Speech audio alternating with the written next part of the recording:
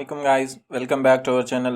आज के लेक्चर में जो है ना हम डिस्कस करने वाले हैं, हमारे पास जो टॉपिक है हमारा एंटी हाइपरटेंसिव ड्रग्स का, कि जो हमारे पास एक ब्लड प्रेशर की एक सस्टेन कंडीशन आ जाती है, उसके लिए उसकी ट्रीटमेंट के लिए कौन कौन सी ड्रग्स हैं और उनकी ट्रीटमेंट, उनकी डोजेज वगैरह, साइड इफ़ेक्ट्स और इफ़ेक्ट्स के हवाले से जो है ना हम डिस्कस करने वाले हैं।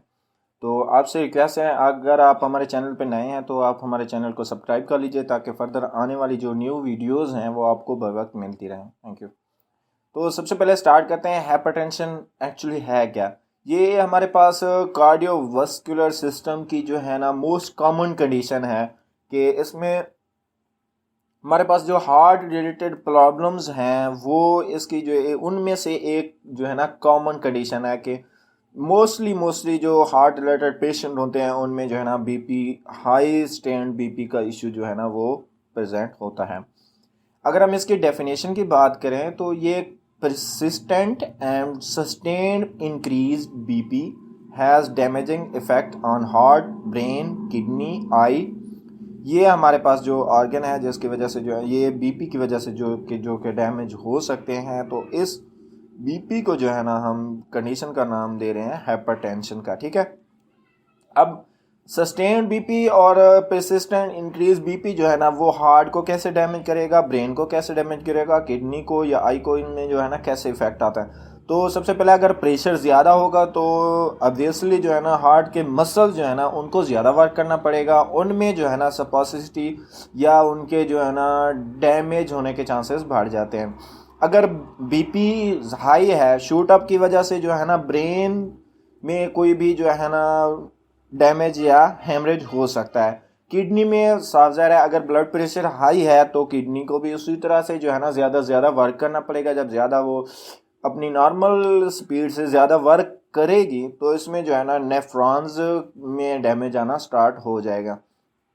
अब अगर आई की बात करें तो आई में जो है ना अगर हाई सस्टेन्ड बीपी है तो आई में जो है ना रेडिश सी जो है ना अपेरेंस आ जाती है। तो उस अपेरेंस की जो मेन काज है वो बीपी है। बीपी अगर हाई सस्टेन या रिमेन रहा तो जो आई में आर्टरीज हैं या उसके जो मसल्स हैं उनमें जो है ना सपोसिटी या उनके जो डैमेज होने के चांसेस बढ़ जाते हैं। अब सबसे पहले बीपी की टाइप्स की बात करें तो इसको जो है ना दो टाइप्स में एसेंशियली डिवाइड किया जाता है। सबसे पहले हमारे पास होती है प्राइमरी टाइप, देन हमारे पास होती है सेकेंडरी। प्राइमरी हाइपरटेंशन की बात करें तो प्राइमरी हाइपरटेंशन के जो है ना 95% केसेस बीपी के जो है ना वो प्राइमरी हाइपरटेंशन में आते हैं। अब 95% हो गए प्राइमरी में।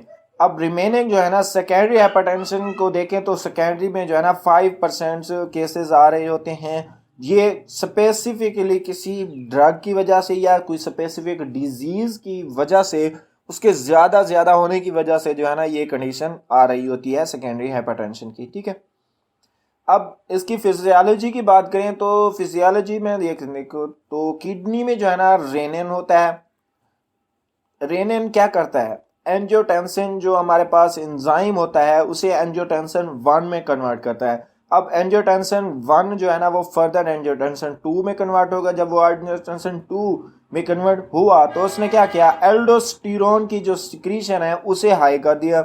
अब एल्डोस्टेरोन का फंक्शन क्या है कि जब एल्डोस्टेरोन हाई हुआ तो इसने क्या करना है कि सोडियम और वाटर की जो है ना रिटेंशन को इंक्रीज कर देना है, कि किडनी से सोडियम और वाटर के लॉस को जो है ना प्रिवेंट करके ज़्यादा से ज़्यादा ब्लड प्लाज्मा में जो है ना वो लेवल उसका बढ़ा देता है। जब ब्लड प्लाज्मा में वाटर और सोडियम का रिटेंशन बढ़ेगा तो ऑब्वियसली ब्लड का जो वॉल्यूम है वो ज़्यादा होगा। जब वॉल्यूम ज़्यादा होगा तो साफ ज़ाहिर है जो हार्ट है उस पर वर्कलोड ज़्यादा पड़ जाएगा। जब वर्कलोड ज़्यादा होगा तो उसे जो है ना मोस्ट कंसिस्टेंटली और सस्टेन्ड फोर्स से जो है ना ब्लड को पुश या पुल करना होगा। तो इसकी वजह से जो है ना बीपी हाई हो जाता है।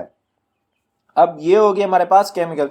अगर हम सेंट्रल मैकेनिज्म में देखें तो सेंट्रल मैकेनिज्म में हमारे पास होता है हाइपोथैलेमस। हाइपोथैलेमस में क्या होता है कि जब बैरो रिसेप्टर बॉडी में जो है ना ब्लड प्रेशर लो हो रहा होता है तो बैरो रिसेप्टर एक्टिवेट हो जाते हैं। तो ये एक्चुअली बैरो रिसेप्टर जो होते हैं वो लो ब्लड प्रेशर की जो है ना इंडिकेशन से एक्टिव होते हैं। जब ब्लड प्रेशर लो हुआ तो इसमें जो है ना ये थैलेमस की तरफ सिग्नल लेके जाएगा। तो थैलेमस जो है ना सिंपैथेटिक गैंग्लिया की तरफ सिग्नल जाएगा। तो सिंपैथेटिक गैंग्लिया से फर्दर जो है ना हमारे पास पोस्ट गैंग्लियानिक एड्रेनर्जिक नर्व जो होती हैं उनमें जब स्टिमुलस जाता है तो ये क्या करती हैं कि हमारे पास जो आर्टेरियल वॉल है उन पर इफेक्ट करती हैं। आर्टेरियल वॉल जब वो इफेक्टिव होंगी मीन्स के उसमें जो है ना विजुडाइलेशन हो जाएगी। जब विजुडाइलेशन हो जाएगी तो क्या होगा कि जो है ना हमारे पास ब्लड प्रेशर जो है ना वो बढ़ जाएगा। ठीक है, अगर हम क्लासिफिकेशन ऑफ एंटी हाइपरटेंसिव की बात करें कि एंटी हाइपरटेंसिव जो हमारे पास ड्रग्स होती हैं उनकी कौन कौन सी क्लासिफिकेशन है, उनको मेन जो है ना हम 6 क्लासेस में डिवाइड करते हैं। सबसे पहले हमारे पास होती है एंजियोटेंसिन कन्वर्टिंग एंजाइम इनहिबिटर या ACEI, ठीक हो गया।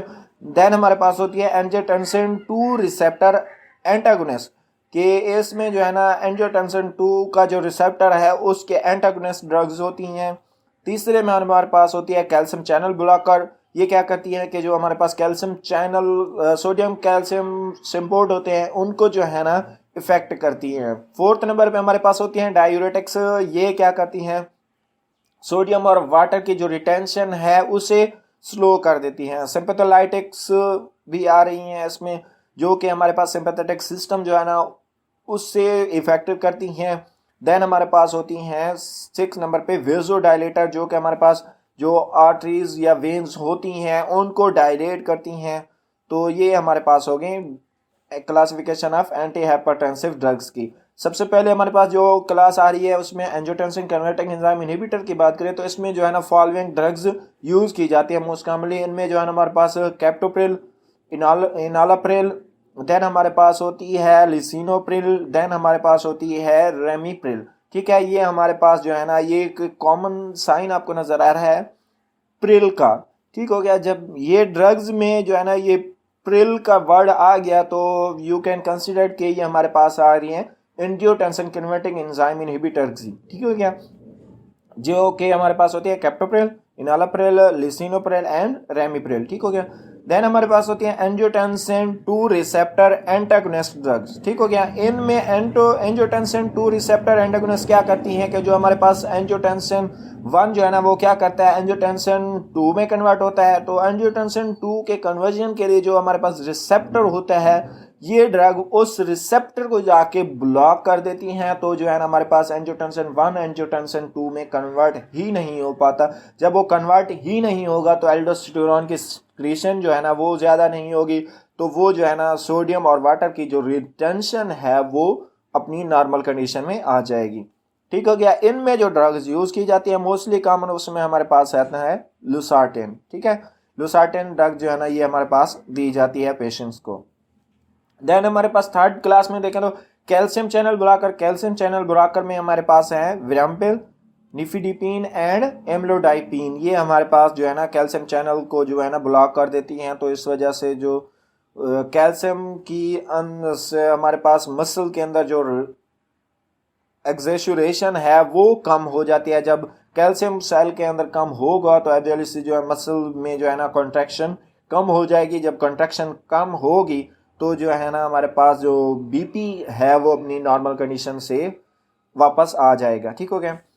देन हमारे पास जो डायूरेटिक्स क्या करती हैं। डायूरेटिक्स जो होती है हमारे पास उनमें उसकी क्लासिफिकेशन देखें तो उसमें जो है ना 3 टाइप्स के जो है ना हमारे पास डायूरेटिक्स आ रही होती हैं। सबसे पहले हमारे पास होती है थियाजाइड।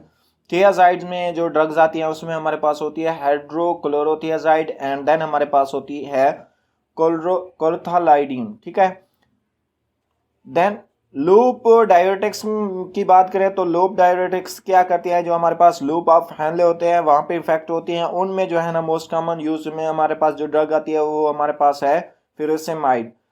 के स्पारिंग मीन्स के पोटाशियम स्पारिंग ड्रग्स में देखें तो हमारे पास होती हैं स्पाइरिनोलोलैक्टोन, देन हमारे पास होती है अमाइलोराइड, देन हमारे पास इस के स्पारिंग डायूरेटिक्स में आती है हमारे पास ट्राइएमिट्राइन। ठीक है, ये हमारे पास ड्रग हुई डायूरेटिक्स के हवाले से।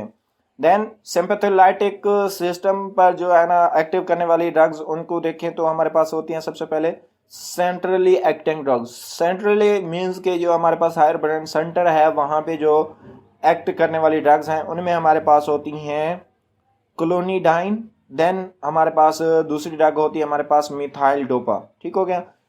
दूसरी क्लास में सिंपैथेलाइटिक्स में दूसरी क्लास हमारे पास आती है एड्रीनर्जिक रिसेप्टर ब्लॉकर की। एड्रीनर्जिक रिसेप्टर ब्लॉकर मीन ये हमारे पास जो एड्रीनर्जिक रिसेप्टर होते हैं उसको ब्लॉक करेंगी, तो जब ये ब्लॉक होंगे तो एपिनेफ्रिन और नॉरएपिनेफ्रिन जो है ना उनकी सिक्रेशन नहीं होगी।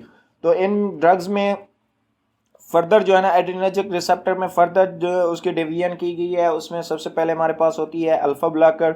अल्फा ब्लॉकर में देखो तो हमारे पास होती है प्रेजोजिन। बीटा ब्लॉकर्स की बात करें तो बीटा ब्लॉकर जो है ना हमारे पास होती है प्रोप्रानोलोल, देन हमारे पास होती है एटिनोलोल। ठीक है। तीसरे नंबर पे जो हमारे पास होती है combined alpha and beta blockers में वो हमारे पास ड्रग्स जो है ना वो आ रही होती है लेबिटोलोल के नाम से। ठीक हो गया। ये होगी हमारे पास सिंपैथेलाइटिक सिस्टम में दोनों जो है ना सेंट्रली एक्टिंग करने वाली और एड्रीनर्जिक रिसेप्टर उनकी फर्दर अल्फा और बीटा ब्लॉकर्स की ड्रग्स। ठीक है। अब हम जो है ना वन बाय वन इनकी जो है ना डिस्कशन आगे करेंगे। 6 नंबर पे जो हमारे पास जो ड्रग्स आ रही थी हो हमारे पास वो है हमारे पास विजोडायलेटर्स। विजोडायलेटर में फर्दर दो जो है ना कैटेगरी हैं। सबसे पहले हमारे पास होती है आर्टीरियल डायलेटर, देन हमारे पास होती है एट्रियोवेनस डायलेटर। ठीक है। आर्टीरियल डायलेटर की बात करें तो इसमें है क्या कि हाइड्रोलाजीन, देन हमारे पास होती है मिनॉक्सिडिल एंड लास्ट वन जो इसमें क्लास में आ रही है हमारे पास ये हमारे पास है डियाज़ोक्साइड। ठीक है। एट्रियोवेनस डायलेटर की बात करें तो जो हमारे पास वेन्स हैं इनको डायलेट करके जो ब्लड प्रेशर की सस्टेन कंडीशन है उसे नॉर्मल करने वाली जो ड्रग्स हैं उसमें हमारे पास मोस्टली जो है ना यूज़ की जाती है सोडियम नाइट्रोपेरोक्साइड। ठीक है। ये हमारे पास हो गई एंटी हाइपरटेंसिव ड्रग की क्लासिफिकेशन। अब सबसे पहले वाली ड्रग जो हमारे पास है एंजियोटेंसिन कन्वर्टिंग एंजाइम इनहिबिटर, उसके मैकेनिज्म ऑफ एक्शन की बात करते हैं। ये क्या करती है? Inhibit generation of the angiotensin 2। जब एंजियोटेंसिन 2 ही नहीं प्रोड्यूस हो रही होगी तो ऑब्वियसली एल्डोस्टेरोन की जो सिक्रीशन है वो रुक जाएगी, अपनी नॉर्मल कंडीशन की तरफ आ जाएगी। तो जब वो नॉर्मल होगी तो सोडियम और वाटर की जो रिटेंशन हाई लेवल पे हो रही थी वो अपनी नॉर्मल कंडीशन में जो है ना आ जाएगी। देन ये क्या करती है? Inhibit degradation of bradykinin which is potent vasodilator. ठीक है। ये क्या करती है? ब्रेडिकाइनिन जो कि हमारे पास एक पेप्टाइड कंपाउंड प्रोड्यूस हो रहा होता है उसकी डिग्रेडेशन को जो है ना इनहिबिट करती है। तो जब ये इनहिबिट करेगी तो क्या होगा कि हमारे पास जो है ना वेजोडाइलेशन वो जो है ना कम होगी।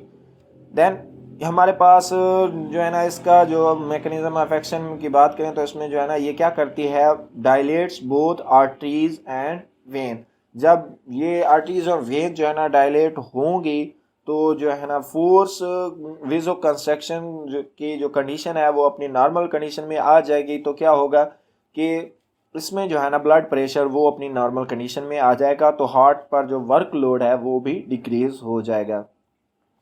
ये फर्दर जो है हमारे पास वाइटल ऑर्गन है उनकी तरफ जो है ना ब्लड के फ्लो को इंक्रीज कर रही होती है।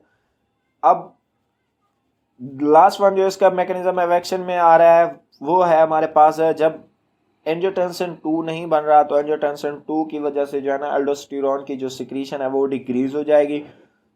तो जब एल्डोस्टेरोन की सिक्रीशन को डिक्रीज करेगी तो जो है ना सोडियम और वाटर की रिटेंशन नहीं होगी, ब्लड प्लाज्मा हाई लेवल पर नहीं जाएगा, जो कार्डियक वर्कलोड है वो अपनी नॉर्मल कंडीशन में आ जाएगा, तो जो बीपी है वो सस्टेन्ड कंडीशन से नॉर्मल कंडीशन की तरफ आ जाएगा।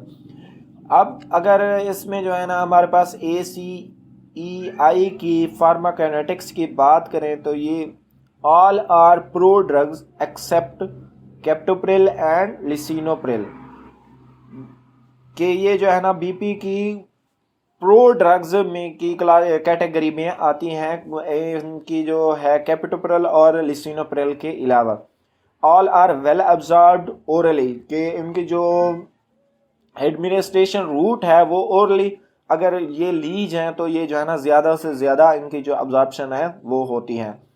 Food reduce absorption of captopril इसके DO ऑफ कैपिटल की बात करें तो 8 से 12 घंटे जो है ना इसका जो है ना DOA होता है हमारे पास, और इसका जो एक्शन है वो सस्टेन रह सकता है लेस देन 24 आवर। ठीक हो गया।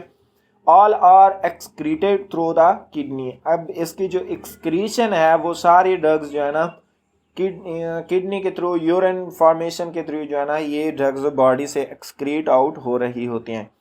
अब इनके एडवर्स इफेक्ट की बात करें, एडवर्स इफेक्ट में हमारे पास सबसे पहले आती है ACE की एडवर्स इफेक्ट में कि कफ होगी। जब ब्रेडिकाइनिन की डिग्रेडेशन कम होगी तो वो ब्रेडिकाइनिन जो है ना वो इरिटेशन प्रोड्यूस करेगा, तो वो इरिटेशन जो है ना कफ क्रिएट करा रही होगी।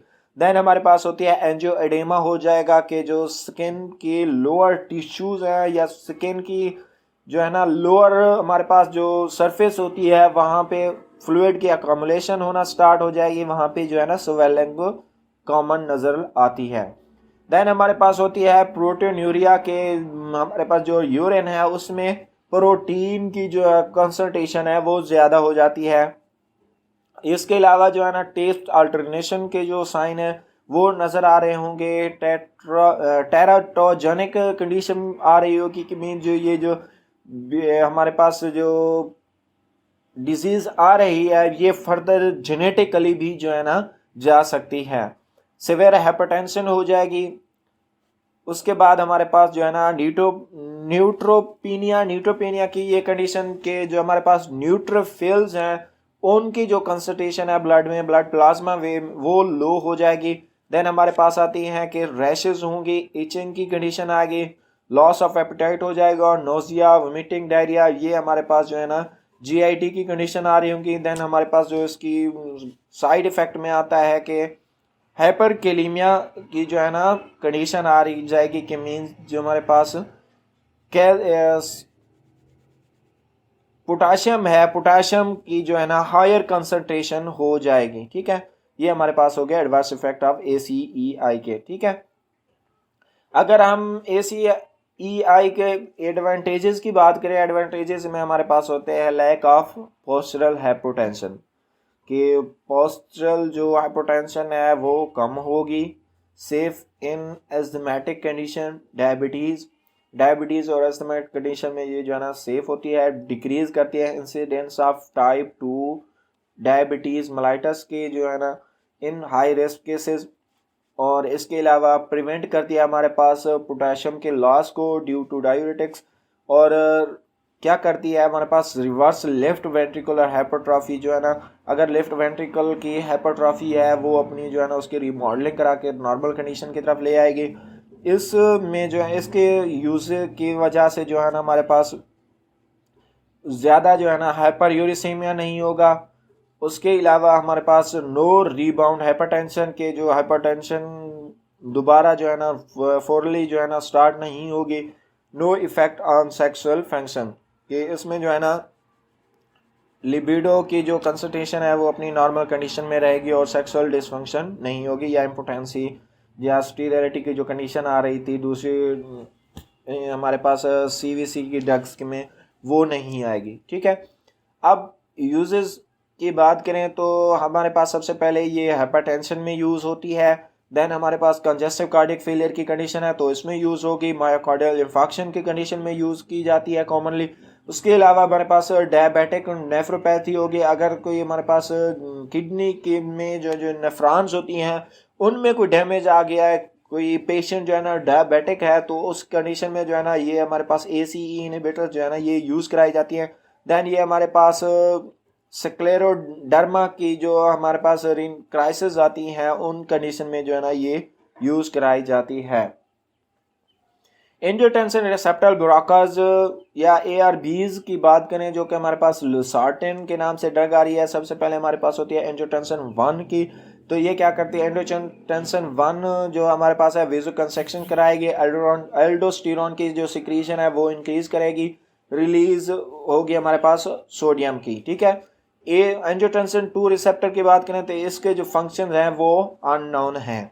एंजियोटेंसिन रिसेप्टर बुलाकर जो है ना कम्पिटिटिवली इनहिबिट करती है हमारे पास binding of angiotensin 2 two angiotensin 1 receptor, कि हमारे पास जो एंजियोटेंसिन 1 है 2 है उसकी बाइंडिंग को जो है ना इनहिबिट कर रही होती हैं। Has similar effect like ACE inhibitor, के ये जो है ना ACE इनहिबिटर जो है ना उनके इफेक्ट की तरह इसकी भी इफेक्ट जो है ना वो सेम होंगे। मींस के नोजिया, वोमिटिंग, डायरिया की कंडीशन आएगी, उसके अलावा रैशेज होंगे, इचिंग की कंडीशन आ रही होगी। ये फर्दर जो है ना ये उसके जो साइड इफ़ेक्ट्स आ रहे थे वो सेम उसके जो है ना ACE के भी इफ़ेक्ट वही हैं। ठीक है, mainly use in patient who cough with ACE inhibitor, के जो हमारे पास angiotensin converting enzyme inhibitor drugs में जो है ब्रैडिकाइनिन के लेवल के ज़्यादा होने की वजह से जो है ना या कोई इरिटेशन के ज़्यादा होने की वजह से जो कफ की कंडीशन आ रही थी उस कफ की कंडीशन को रोकने के लिए ये हमारे पास जो है ना लोसार्टेन जो है ना यूज़ की करवाई जा रही होती हैं।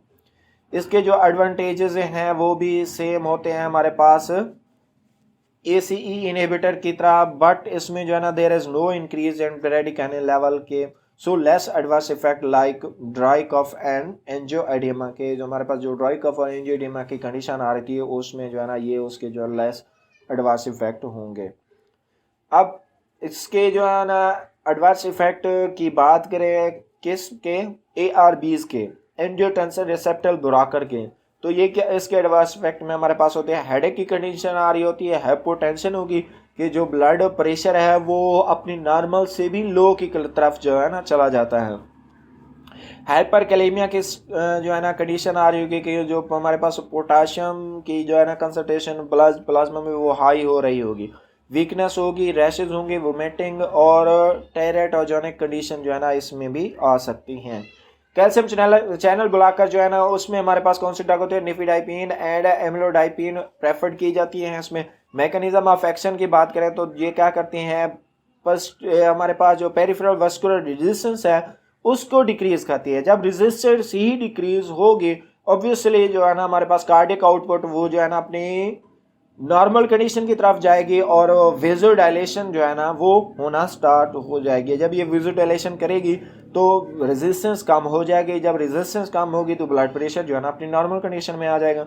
इसके एडवर्स इफेक्ट की बात करें तो इसमें भी जो है ना हेडेक, फ्लशिंग, टैकीकार्डिया और पाल्पिटेशन की कंडीशन आ रही होती हैं। टैकीकार्डिया में क्या होता है कि जो हार्ट बीट है वो फास्ट हो जाती है, टू फास्ट हो जाती है। फ्लशिंग में जो हमारे पास वो कहते हैं ना कि पेशेंट जो है ना वो लाल पीला होना स्टार्ट हो जाता है। ठीक है, ये क्या करती है, sustain release preparation have less side effect. इसका जो अगर सस्टेन्ड जो है ना डोजेज दी जाए तो इसके जो इफेक्ट हैं वो लेस हो जाते हैं। Beta blockers counter act reflex tachycardia, कि इसका जो काउंटर एक्शन की बात करें तो हमारे पास कैल्शियम चैनल में बीटा ब्लॉकर की तो जो अगर रिफ्लेक्स टैकीकार्डिया की कंडीशन है तो उस कंडीशन में जो है ना ये यूज़ नहीं करवाई जा रही।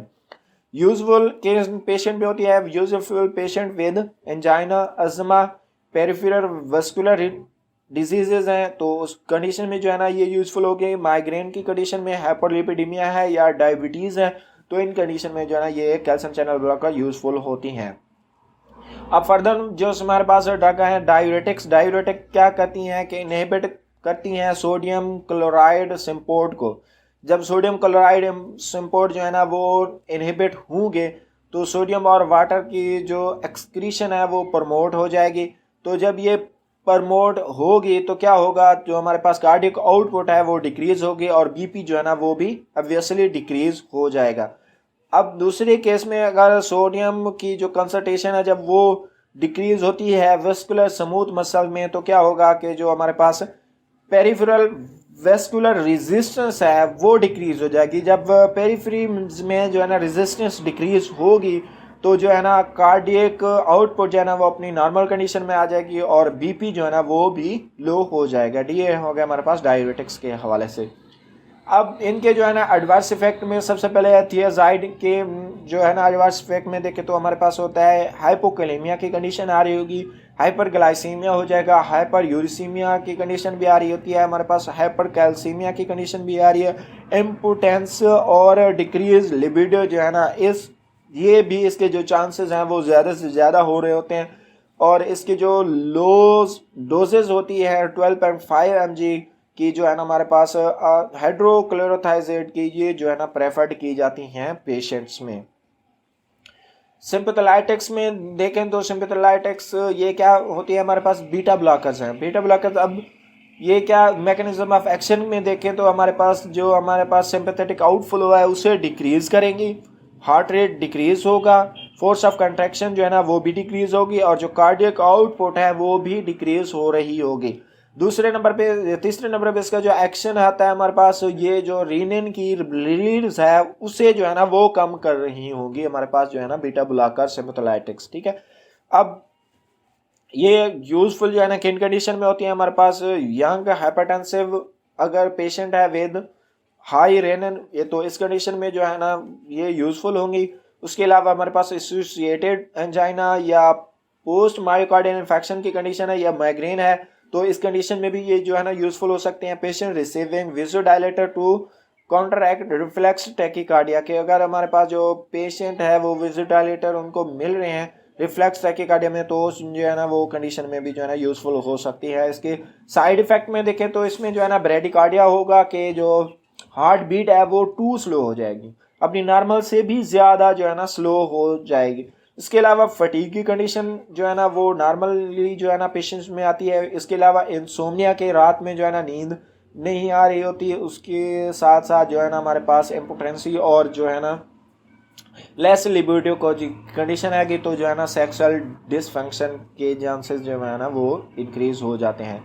अल्फा एड्रीनर्जिक ब्लॉकर्स की बात करें तो इसमें जो है ना ये नॉन सिलेक्टिव और सिलेक्टिव में जो है ना कैटेगरी में डिवाइड की गई है। सिलेक्टिव में हमारे पास होती हैं फिनऑक्सीबेंजामाइन और हमारे पास दूसरी जो ड्रग है वो हमारे पास होती है फिनटोलामाइन। ठीक है, ये हमारे पास होगी नॉन सिलेक्टिव। ठीक है, कि ये जो है ना अल्फा 1 या अल्फा 2 जिस जो है ना रिसेप्टर पे जो है ना इफेक्ट कर सकते हैं। अब दूसरे हमारे पास होती है हमारे पास सिलेक्टिव में जो है ना हमारे पास है ये है पिराजोजिन और दूसरी जो हमारे पास होती है टायराजोजिन। ये टायराजोजिन जो है ना ये हमारे पास होगी अल्फा 1 सिलेक्टिव में। अब इसके जो साइड इफेक्ट देखें तो साइड इफेक्ट में क्या होता है, कॉन्स्टिपेशन होगी, वर्टिगो मीन्स के जो है ना चक्कर आने की जो है ना बेहोशी की कंडीशन आ रही होगी। उसके साथ साथ जो हेडेक है वो उसकी कंडीशन आ रही होगी, फटीग होगी और जो है ना हाइपोटेंशन हो जाएगी। सेंट्रली एक्टिंग सिंपैथोलाइटिक्स ड्रग्स की बात करें तो इसमें जो है ना हमारे पास होती है क्लोनिडाइन। इसकी जो है ना क्या होता है कि हाईली लिपिड सोल्यूबल होती है, क्रॉसेस ब्लड ब्रेन बैरियर कि जो हमारे पास ब्लड ब्रेन बैरियर है उसे क्रॉस कर सकती है।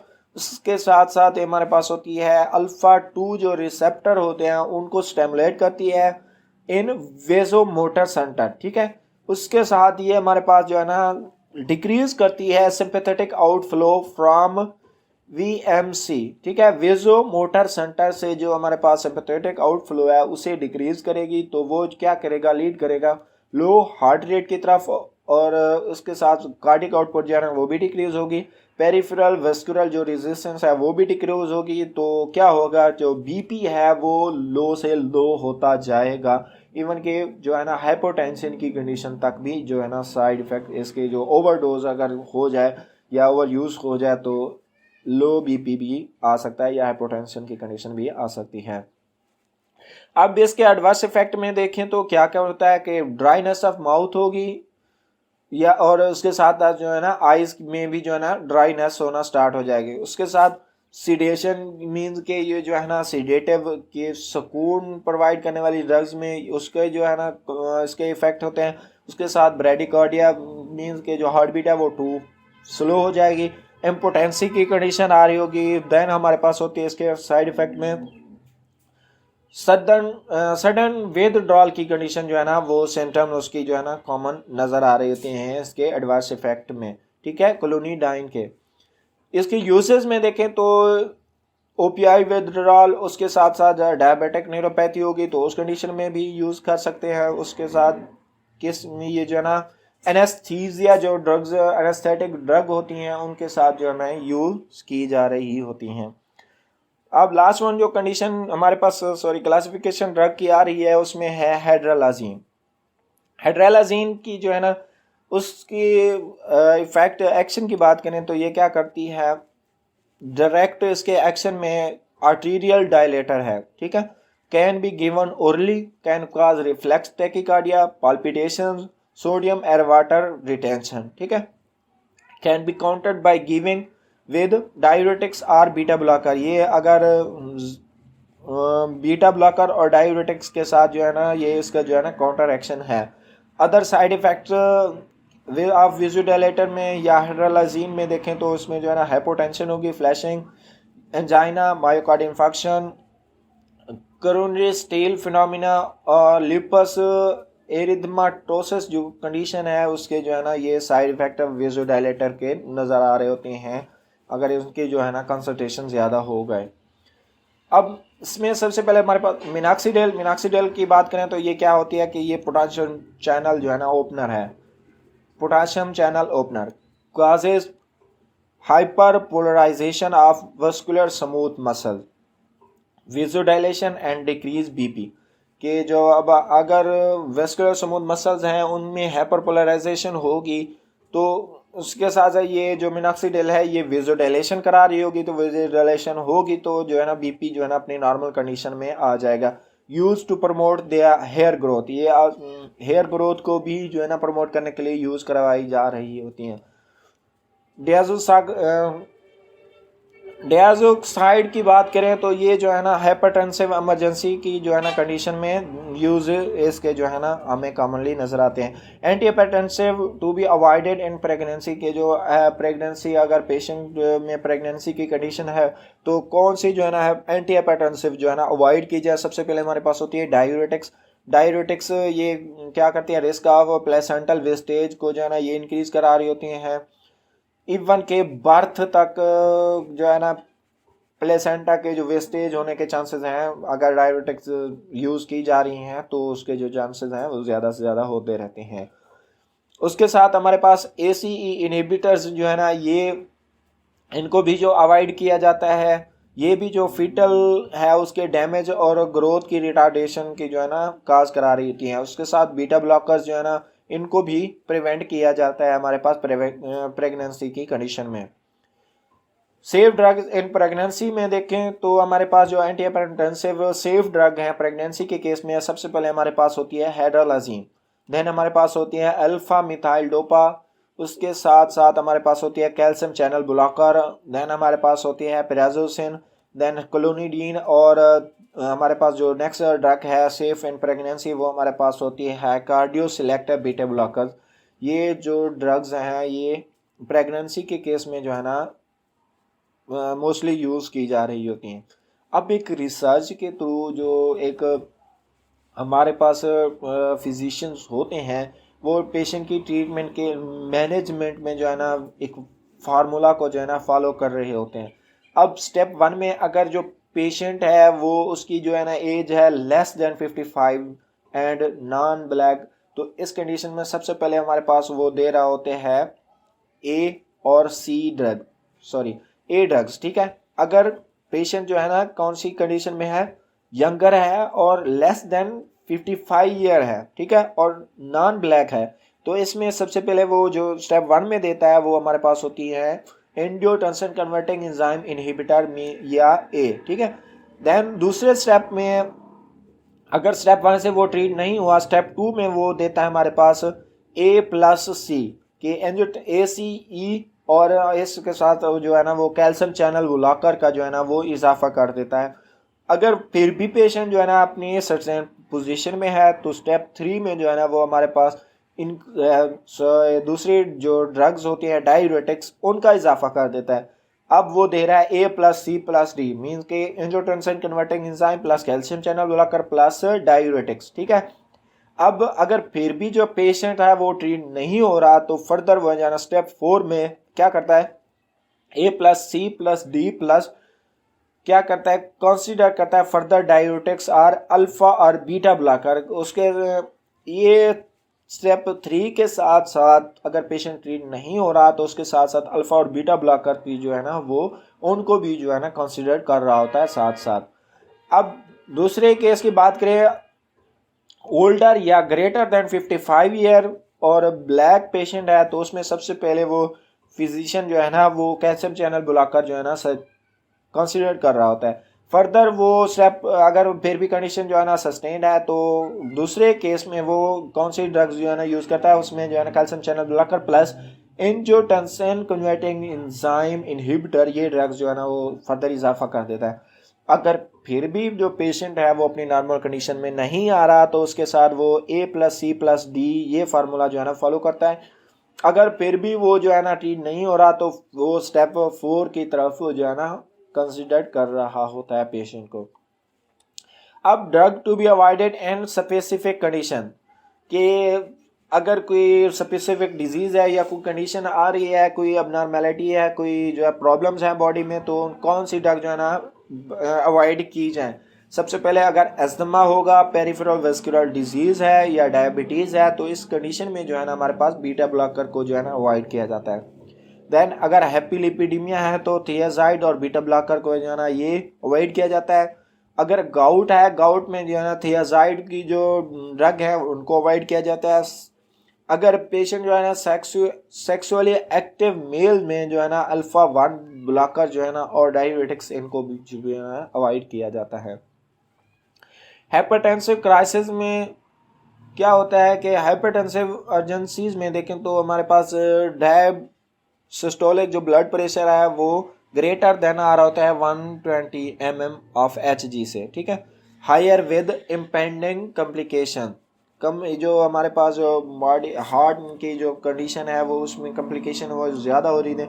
डायस्टोल 120 mm ऑफ Hg आ रहा है तो सबसे पहले जो है ना इस ब्लड प्रेशर को अपनी नॉर्मल कंडीशन में लाने के लिए क्या करते हैं, इसे 100 तक रिड्यूस करने के लिए जो है ना इमरजेंसी ड्रग्स जो है ना वो यूज़ की जा रही होती हैं। अगर ये कंडीशन है हाइपरटेंसिव अर्जेंसीज में तो ये जो है ना एपिस्टाक्सिस जो है ना उस वो सवेयर होना स्टार्ट हो जाएगी और अनस्टेबल एंजाइना की जो है ना कंडीशन आ रही होती है हमारे पास। हाइपरटेंसिव इमरजेंसीज में देखें तो evidence of target organ damage, उसके साथ हमारे पास होते हैं acute myocardial infection, left ventricular failure या एनसेफलोपैथी होगी, और उसके साथ साथ rapid lowering of BP within 1 hour to 150 to 100 mm of Hg के जो हमारे पास बीपी है वो रैपिडली जो है ना लो होना स्टार्ट हो जाता है। ये हाइपरटेंसिव इमरजेंसीज के केसेस में होता है। Drug used in hypertensive crisis के जो अगर हाइपरटेंसिव क्राइसिस है, कोई हाइपरटेंसिव पेशेंट है, सबसे पहले जो है ना ड्रग कौन सी यूज़ की जा रही है। सबसे पहले हमारे पास होते हैं सोडियम नाइट्रोप्रोसाइड, ठीक है, सोडियम नाइट्रोप्रोसाइड। उसके साथ हमारे पास जो है ना दूसरी ड्रग उसमें है नाइट्रोग्लाइसरीन और लबिटोलोल। ये ड्रग जो है ना आईवी इंट्रावेनस इंजेक्शन के थ्रू जो है ना ये जो है ना ट्रांसमिट की जा रही होती है हाइपरटेंसिव में इमरजेंसी के केसेस में। देन उसके साथ साथ हमारे पास है निफिडाइपिन और